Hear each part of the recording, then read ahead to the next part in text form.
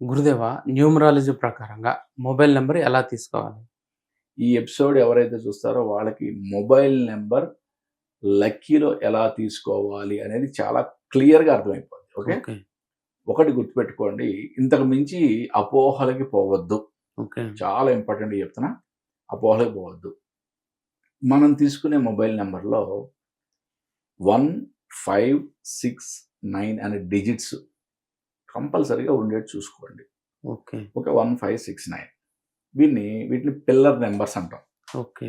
1, 5, 6, 9 అనేది కంపల్సరీగా ఉండేది చూడండి. ఈ 4 ఎక్కడైనా గాని. హ్మ్. మళ్ళీ ఐదో స్థానంలో రావాలి, ఆరో స్థానంలో రావాలి, ఈ పిచ్చి వదిలేసేయండి. ఓకే.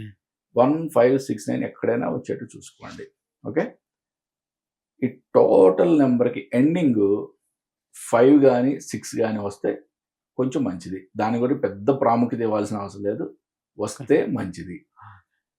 మెయిన్ ఇంపార్టెంట్‌గా టోటల్ నంబర్, కంప్లీట్‌గా టోటల్ నంబరు 100% మన యొక్క బర్త్ నంబర్‌కి లక్కీ నంబర్ అయి ఉండాలి. ఓకే. అప్పుడు మనకి ఈ యొక్క మొబైల్ నుంచి మనం చేసే ట్రాన్సాక్షన్స్ అన్నీ కూడా చాలా ఫ్రూట్‌ఫుల్ అవుతాయి. ఓకే. ఇప్పుడు ఎందుకంటే ఇప్పుడు మాక్సిమం డబ్బు అనేది, నగదు అనేది మాయమైపోయింది. అవును. ఓకే. అంతా కూడా గూగుల్ పే, పేటీఎం ఇవే, అవును. ఫోన్‌పేలే. అన్నప్పుడు మరి